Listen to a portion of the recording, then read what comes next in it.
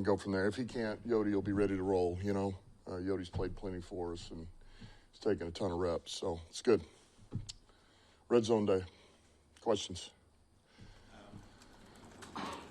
With James Houston, he's kind of fallen out of the rotation a little bit here, but with Aiden's injury, is this an opportunity for Houston to kind of pop back in and make that, especially if as you talk about maybe playing a little bit differently stylistically to counter that injury?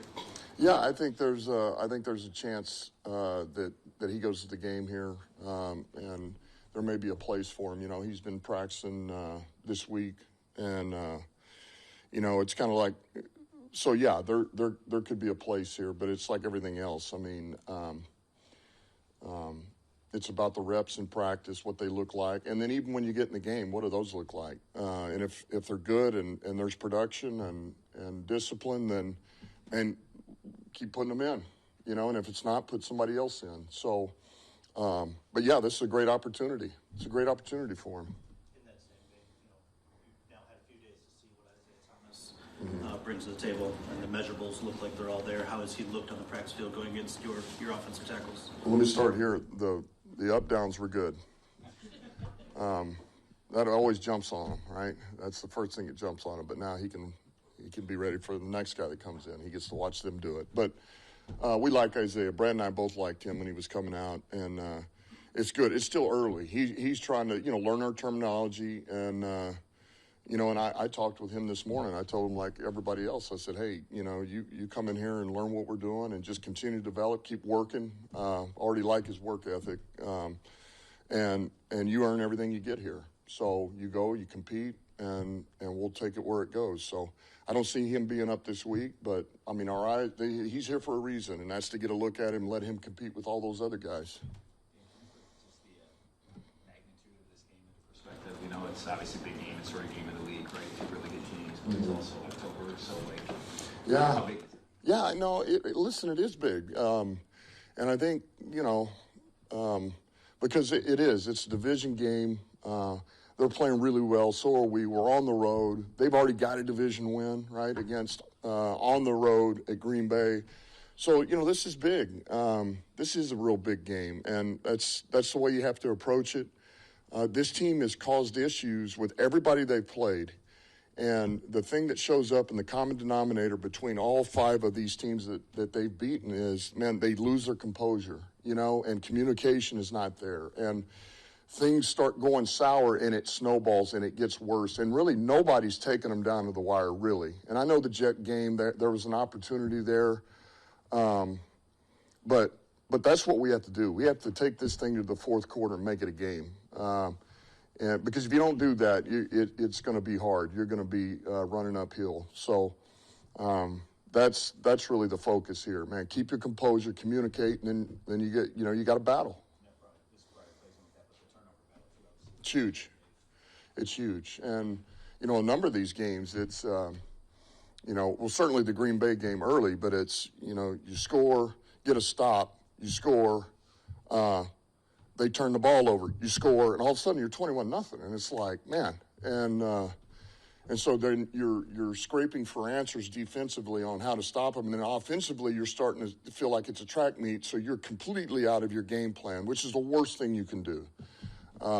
But that's what happens, and those are the type of games they've been in because they're applying pressure and mistakes are being made, and those mistakes are turning into critical errors, not just errors. We got to punt it, man. They're massive errors, and they're getting up by 2 scores, 3 scores in some cases early, and about the time you fight your way back, then they pull away again. So it's really never been close, and it is. The turnover ratio is going to be ginormous.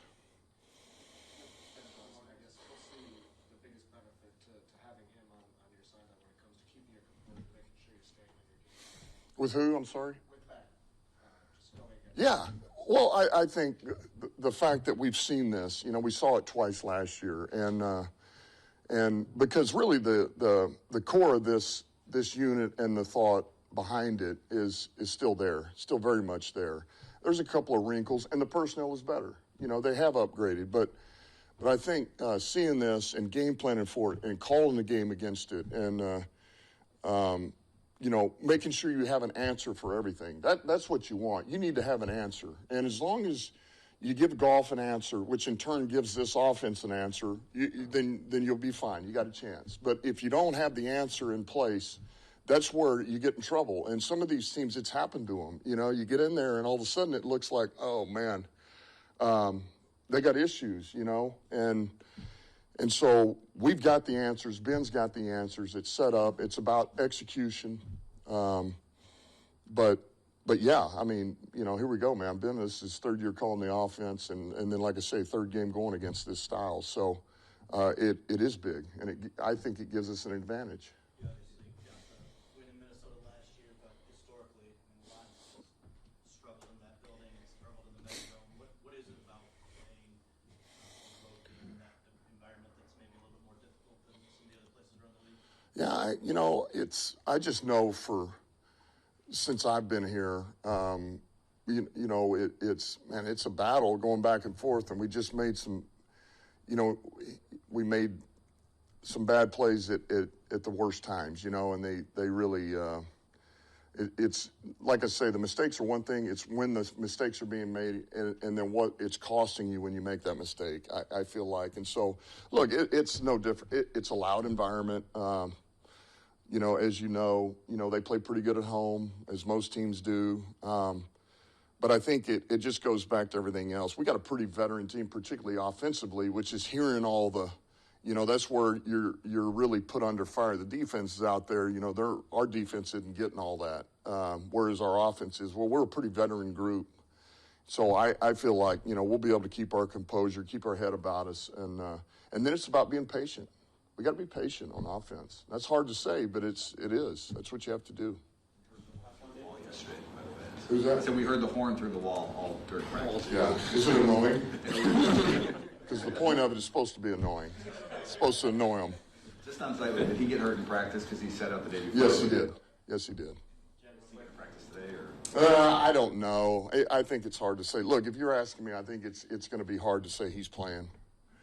I think it'll be hard to say he's playing. But I don't want to say he's out right now. I'm not there yet. Can you tell me about Tim Patrick in just the short time that he's been here? He's a pro. He's a pro. The way he prepares, the way he works, type of teammate he is, the athlete that he is. Man, he's long. He's got catch radius. He blocks downfield. He's got good hands. Good, strong hands. So there again, he brings a different element to us in the receiver room. He brings something we don't have, which is, man, that's music to your ears if you're kind of building an offense, man. It just gives you a different type of weapon. And then, like I say, he fits right in with our guys. I mean, he's just, he's all in. He's got no problem doing dirty work. We got a lot of stuff we're asking him to do this week. Every week we put more on his plate. We're asking him to do a lot mentally and physically, which is a good thing. So, there again, so now between he and Saint and JMO and Leaf, now we're, you're starting to feel pretty good. Yep.